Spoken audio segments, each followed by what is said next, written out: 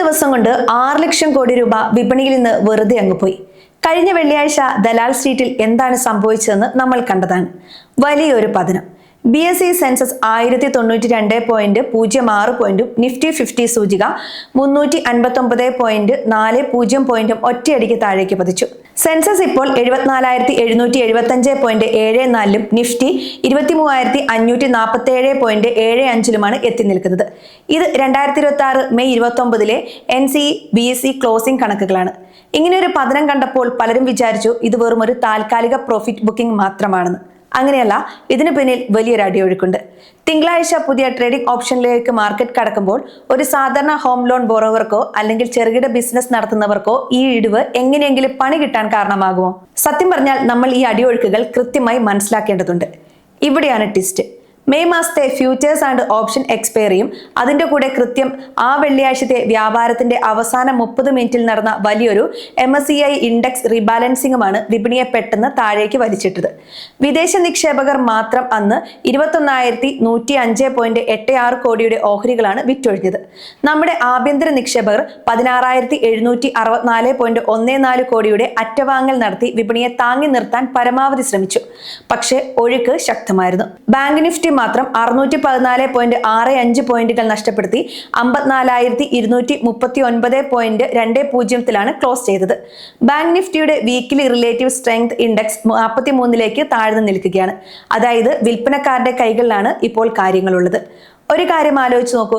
US fed പലിശ നിരക്കുകളിൽ വരുത്തുന്ന മാറ്റങ്ങൾ അല്ലെങ്കിൽ ആഗോള വിപണിയിലെ ചലനങ്ങൾ ഒരു ഓവർഹെഡ് വാട്ടർ ടാങ്ക് പോലെയാണ്. അവിടെ ഒരു ചോർച്ചയുണ്ടായാൽ കേരളത്തിലെ സാധാരണക്കാരന്റെ പൈപ്പിൽ വരെ അതിന്റെ പ്രഷർ മാറും. ഈ ആഗോള കണക്കുകൾ നമ്മുടെ പോക്കറ്റിനെ എങ്ങനെ ബാധിക്കുമെന്ന് കൃത്യമായി കണക്ക് കൂട്ടണം. വരും ആഴ്ചകളിൽ വിപണിയെ നിയന്ത്രിക്കാൻ പോകുന്ന 7 പ്രധാന കാര്യങ്ങൾ എന്തൊക്കെയാണെന്ന് നമ്മൾ പരിശോധിക്കണം. ഒട്ടും ഹൈപ്പില്ലാതെ വളരെ പക്വതയോടെ വേണം നമ്മൾ ഇത് കാണാൻ. ഒന്നാമത്തെ കാര്യം US ഇറാൻ ഭൗമരാഷ്ട്രീയ ചർച്ചകളാണ്. ഹോർമുസ് തുറക്കുന്നതിനെ കുറിച്ച് പ്രാഥമിക ധാരണകൾ വരുന്നുണ്ടെങ്കിലും US പ്രസിഡന്റ് ഡൊണാൾഡ് ട്രംപിന്റെ അന്തിമ നിലപാട് എന്താകും എന്നതിനെ ആശ്രയിച്ചാണ് ആഗോള വിപണിയുടെ നീക്കം. രണ്ടാമതായി, ഇന്ത്യൻ മെറ്റീരിയോളജിക്കൽ ഡിപ്പാർട്ട്മെന്റ് നമ്മുടെ തെക്കു പടിഞ്ഞാറൻ മൺസൂൺ പ്രവചനം ലോങ് പീരീഡ് ആവറേജിന്റെ 92% നിന്നും 90% കുറച്ചിട്ടുണ്ട്. ഇതൊരു ബെലോ നോർമൽ സൂചനയാണ്. മഴ കുറഞ്ഞാൽ ഗ്രാമീണ സമ്പദ് വ്യവസ്ഥയും ഭക്ഷ്യപണപ്പെരുപ്പത്തെയും ഇത് ബാധിക്കും. അതായത് പച്ചക്കറിക്കും അരി ഭക്ഷണത്തിനും വില കൂടുമെന്ന് ചുരുക്കം. മൂന്നാമതായി, ക്രൂഡ് ഓയിൽ വിലയാണ്. ബ്രെന്റ് ക്രൂഡ് ഓയിൽ വില ബാരലിന് $91 നിലവാരത്തിലാണ് നിൽക്കുന്നത്. ഇന്ത്യക്ക് ആവശ്യമുള്ള എണ്ണയുടെ 80% നമ്മൾ ഇറക്കുമതി ചെയ്യുകയാണ്. എണ്ണവില കൂടുമ്പോൾ നമ്മുടെ രാജ്യത്തെ പണം പുറത്തേക്ക് ഒഴുക്കുകയാണ് നമ്മൾ ചെയ്യുന്നത്. ഇതിന്റെ ഫലമായി US ഡോളറിനെതിരെ ഇന്ത്യൻ രൂപ 95.05 എന്ന റെക്കോർഡ് ഇടിവിലേക്ക് കഴിഞ്ഞ ദിവസം എത്തിയിരുന്നു. RBI വിപണിയിൽ ഇടപെടുന്നത് കൊണ്ട് മാത്രമാണ് രൂപ വലിയ തകർച്ചയില്ലാതെ പിടിച്ചു നിൽക്കുന്നത്. ഇതിനൊപ്പം വരുന്ന ആഴ്ചകളിൽ പുറത്തു വരാനിരിക്കുന്ന മെയ് മാസത്തെ മാനുഫാക്ചറിംഗ് സർവീസ് PMI ഡേറ്റകളും ഇൻഡസ്ട്രിയൽ പ്രൊഡക്ഷൻ കണക്കുകളും വിപണിയുടെ ദീർഘകാല ദിശ നിർണ്ണയിക്കും. ഏഷ്യൻ വിപണികളിലെ സമ്മിശ്ര പ്രതികരണവും FIIകളുടെ തുടർച്ചയായി സെല്ലിംഗ് ട്രെൻഡും കൂടിയാകുമ്പോൾ വിപണിയിൽ അസ്ഥിരത കൂടും. പ്രധാനമായും വിദേശ നിക്ഷേപകരുടെ നീക്കങ്ങളടക്കം ഈ 7 കാര്യങ്ങളാണ് വരും വാരം നമ്മൾ ശ്രദ്ധിക്കേണ്ടത്. ഇനി സാങ്കേതികമായി നിഫ്റ്റിയുടെ അവസ്ഥ എന്താണെന്ന് നോക്കാം. വിപണിയിലെ ഈ വലിയ ചലനങ്ങളുടെ കൃത്യമായ ടെക്നിക്കൽ വശങ്ങൾ മനസ്സിലാക്കാൻ നമുക്ക് ഈ രംഗത്തെ ഒരു വിദഗ്ധന്റെ സഹായം തേടാം. NISM സർട്ടിഫൈഡ് റിസർച്ച് അനലിസ്റ്റും ഓഹരി പഠനം ചാനലിലൂടെ നമുക്ക് ഏവർക്കും സുപരിചിതനുമായ നിഖിൽ മാത്യു മാർക്കറ്റ് ട്രെൻഡുകളെ എങ്ങനെയാണ് വിലയിരുത്തുന്നത് നമുക്കൊന്ന് കേട്ടു നോക്കാം. നിഫ്റ്റി കഴിഞ്ഞ കുറേ നാളുകളായിട്ട് ഈ ഒരു 24,500 ഇല്ലെങ്കിൽ 24,500 to 24,800 എന്ന് പറയുന്ന ഈ ഒരു 300 പോയിന്റ് സോണും, ഡൗൺ സൈഡ് നമ്മളുടെ ഒരു 21,900 to 22,100 200 എന്ന് പറയുന്ന ഒരു 300 പോയിന്റ് സോണും. ഈ ഒരു 2 സോണിലാണ് കഴിഞ്ഞ കുറേ നാളുകളായിട്ട് ട്രേഡ് ചെയ്യുന്നത്. അപ്പം ഇതിൻ്റെ ഒരു ടെക്നിക്കൽ സൈഡ് നോക്കിയാൽ നമ്മൾ ഇപ്പം ഡെയിലി ചാർട്ടിൽ 200 മൂവിങ് ആവറേജ് ആണ് നമ്മൾ പരിശോധിക്കുന്നതെങ്കിൽ നിഫ്റ്റി 200 മൂവിങ് ആവറേജിൻ്റെ താഴെയാണ് ട്രേഡ് ചെയ്യുന്നത്. 200 മൂവിങ് ആവറേജ് നിഫ്റ്റിയുടെ ഒരു ലോങ് ടൈം ട്രെൻഡ്, നിഫ്റ്റി ആയാലും ഒരു സ്റ്റോക്കിൻ്റെ ആയാലും നമ്മളൊരു ലോങ് ടൈം ട്രെൻഡാണ് ഇൻഡിക്കേറ്റ് ചെയ്യുന്നത്. അപ്പം നമ്മൾ 200 മൂവിങ് ആവറേജിൻ്റെ താഴെയാണ് നിഫ്റ്റി ട്രേഡ് ചെയ്യുന്നത്. അതുകൊണ്ട് തന്നെ അതിൻ്റെ ഒരു ലോങ് ടൈം ട്രെൻഡും നെഗറ്റീവാണ്. സെയിം ടൈം നമ്മൾ ഷോർട്ട് ടൈം ട്രെൻഡ് മനസ്സിലാക്കാൻ വേണ്ടിയിട്ട് 50 മൂവിങ് ആവറേജാണ് നമ്മൾ യൂസ് ചെയ്യുന്നത്. സോ ഞാൻ 50 മൂവിങ് ആവറേജിൻ്റെ കളർ ബ്ലൂവിൽ നിന്ന് റെഡ് ആക്കുന്നു.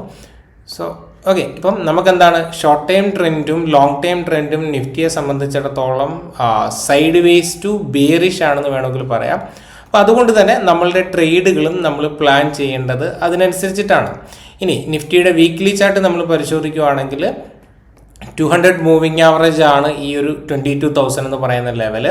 അപ്പം ഇനിയും ഇവിടെ നിന്നൊരു കറക്ഷൻ വന്നു കഴിഞ്ഞ് കഴിഞ്ഞാൽ ഒരു വളരെ സ്ട്രോങ് ആയിട്ടുള്ള ഒരു സപ്പോർട്ട് സോൺ, ഇല്ലെങ്കിൽ നമുക്ക് മാർക്കറ്റ് റിവേഴ്സ് ആകാൻ വളരെ സാധ്യത കൂടുതലുള്ള ഒരു ലെവൽ എന്ന് പറയുന്നത് ഈ ഒരു 22,000 നമുക്ക് കൺസിഡർ ചെയ്യാം. അപ്പർ സൈഡ് നമുക്ക് വീക്കിലിയിലും 50 മൂവിങ് ആവറേജിൻ്റെ ഏരിയ ഈ ഒരു 24,600 എന്ന് പറയുന്ന ലെവലാണ്. നമ്മൾ ഡെയിലി ചാർട്ടിൽ നമ്മളുടെ 200 മൂവിങ് ആവറേജ് പരിശോധിച്ചാലും അതും ഈ ഒരു 24,600 എന്ന് പറയുന്ന ഒരു ലെവലാണ്. അപ്പം അപ്പർ സൈഡ് ഈ ഒരു 24,800 മുകളിൽ, അല്ലെങ്കിൽ 600 to 800 എന്ന് പറയുന്ന സോണിൻ്റെ മുകളിൽ നിഫ്റ്റിക്ക് തിരിച്ച് ഇങ്ങോട്ട് വരാനും ഇവിടെ റെസിസ്റ്റൻസ് എടുക്കാനും ഇത് ബ്രേക്ക് ചെയ്യാനും സാധിച്ചാൽ മാത്രമേ നമുക്ക് നിഫ്റ്റി ഒരു ബുള്ളിഷ് ആണെന്ന് പറയാൻ പറ്റുള്ളൂ. ഈ ഒരു ലെവൽ ബ്രേക്ക് ചെയ്താൽ മാത്രമേ നമുക്ക് ഫർദർ ഡൗൺ സൈഡ് പോകാൻ സാധ്യതയുണ്ട് എന്നും പറയാൻ പറ്റുള്ളൂ. ഈ രണ്ട് സോണിൻ്റെയും നടുക്കായിരിക്കുന്നിടത്തോളം Nifty specially large cap side വേസിലോട്ട് പോകാനുള്ള സാധ്യത വളരെ കൂടുതലാണ്.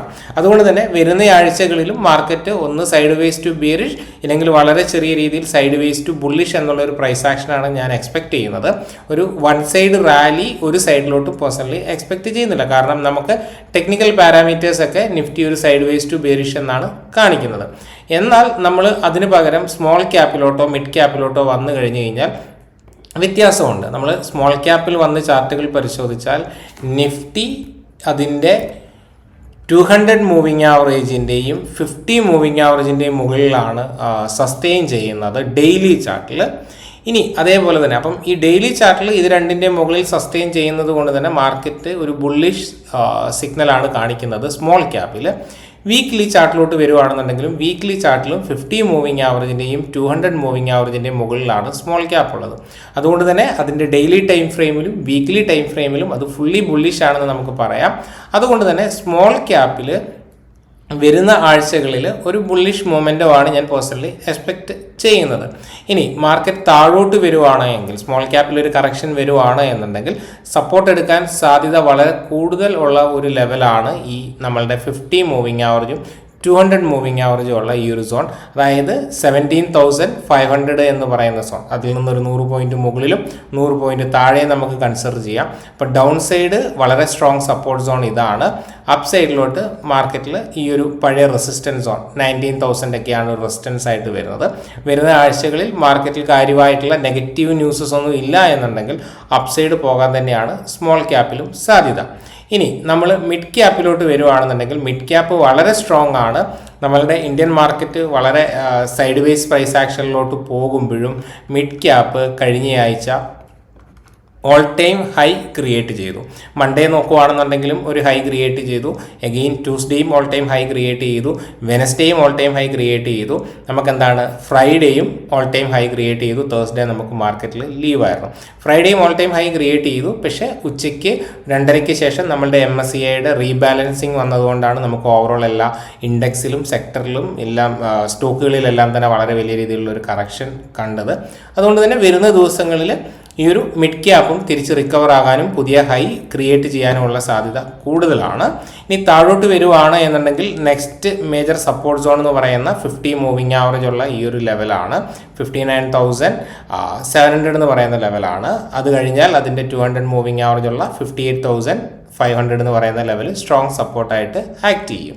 ഡെയിലി ചാർട്ടിൽ മിഡ് ക്യാപ്പ് അതിൻ്റെ 50 മൂവിങ് ആവറേജിൻ്റെയും 200 മൂവിങ് ആവറേജിൻ്റെയും മുകളിലാണ്. വീക്ക്ലി ചാർട്ടിലും മിഡ് ക്യാപ്പ് 50 മൂവിങ് ആവറേജിൻ്റെയും 200 മൂവിങ് ആവറേജിൻ്റെയും മുകളിലാണ്. അതുകൊണ്ട് തന്നെ മിഡ് ക്യാപ്പും വളരെ സ്ട്രോങ് ആണെന്ന് നമുക്ക് പറയാം. അപ്പോൾ നമ്മൾ ഓവറോൾ അനലൈസ് ചെയ്യുമ്പോൾ, നമ്മുടെ മാർക്കറ്റ് അനലൈസ് ചെയ്യുമ്പം നമുക്ക് നിഫ്റ്റിയേക്കാൾ കൂടുതൽ സ്ട്രോങ് മിഡ് ക്യാപ്പും അതേപോലെ തന്നെ സ്മോൾ ക്യാപ്പും ആണ് തോന്നുന്നത്. അതുകൊണ്ട് നിങ്ങളൊരു ഷോർട്ട് ടൈമിലേക്ക് സ്വിംഗ് ട്രേഡ് ചെയ്യുന്നവരോ ഇല്ലെങ്കിൽ സ്റ്റോക്കുകൾ മേടിക്കുന്നവരൊക്കെ ഒരു മൊമെൻറ്റം ട്രേഡിംഗ് ആണ് ഉദ്ദേശിക്കുന്നത് എന്നുണ്ടെങ്കിൽ മിഡ് ക്യാപ്പ് സ്മോൾ ക്യാപ്പിൽ നിന്ന് മാക്സിമം ട്രേഡ് എടുക്കാൻ വേണ്ടിയിട്ട് ശ്രമിക്കുക.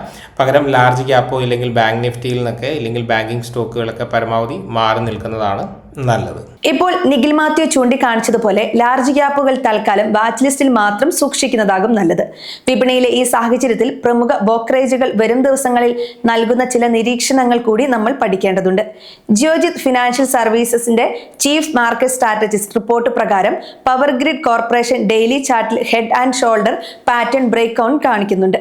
അതുകൊണ്ട് നിലവിലെ 290 നിലവാരത്തിൽ നിൽക്കുന്ന ഈ ഓഹരി 275 എന്ന ലെവലിലേക്ക് താഴാൻ സാധ്യതയുള്ളതിനാൽ കൂടുതൽ പഠനങ്ങൾക്കായി വാച്ച് ലിസ്റ്റിലിടാം. ഷോർട്ട് സെല്ലിംഗ് എന്ന നിലയിൽ ഇതിന്റെ സ്റ്റോപ്പ് ലോസ് 306 ആണ്. അപ്പോൾ ഒരു സാധാരണ മലയാളി റീറ്റെയിൽ നിക്ഷേപകർ ഇപ്പോൾ എന്താണ് ചെയ്യേണ്ടത്? നമ്മൾ ട്രെൻഡിന് പുറകെ ഓടിപ്പിടിക്കാൻ ശ്രമിക്കണോ, അതോ ട്രെൻഡ് നമ്മളെ തേടി വരുന്നത് വരെ കാത്തിരിക്കണോ? ഏറ്റവും പ്രധാനപ്പെട്ട കാര്യം, ഇൻഡെക്സ് ദുർബലമായി നിൽക്കുമ്പോൾ വലിയ തുക ഒന്നിച്ച് ലാർജ് ക്യാപ് ഓഹരികളിൽ കൊണ്ടുപോയി ഇടരുത്. മാസാമാസം ചെറിയ തുക നീക്കിവെക്കുന്നവരോ SIP നിക്ഷേപകരാണെങ്കിൽ അവർ ഈ താൽക്കാലിക ഇടിവുകളെ കണ്ടു പേടിക്കേണ്ടതില്ല. മാർക്കറ്റ് താഴേക്ക് പോകുമ്പോൾ നിങ്ങൾ കൂടുതൽ യൂണിറ്റുകൾ കുറഞ്ഞ വിലയ്ക്ക് കിട്ടുകയാണ് ചെയ്യുന്നത്. കോമ്പൗണ്ടിങ്ങിന്റെ ശക്തി പിന്നീട് നിങ്ങൾക്ക് മനസ്സിലാകും. മൂന്നാമതായി, ഓപ്ഷൻ ട്രേഡിംഗിലും ഇൻട്രാഡേ ട്രേഡിംഗിലും അമിതമായി കടമെടുത്ത് കളിക്കുന്നത് പൂർണ്ണമായും ഒഴിവാക്കണം. വരും ദിവസങ്ങളിലെ ക്രൂഡ് ഓയിൽ വിലയുടെ ഉയർച്ചയും US ഫെഡ് പോളിസി സൂചനകളും നമ്മളുടെ വിപണിയെ സ്വാധീനിക്കുന്ന പ്രധാന റിസ്ക് ഘടകങ്ങളായി തുടരും. വിപണിയിൽ ദീർഘകാല നിക്ഷേപത്തിന് താല്പര്യമുള്ളവർ ലാർജ് ക്യാപ് ഓഹരികളിൽ സ്ഥിരത വരുന്നത് വരെ കാത്തിരിക്കുന്നതാണ് നല്ലത്.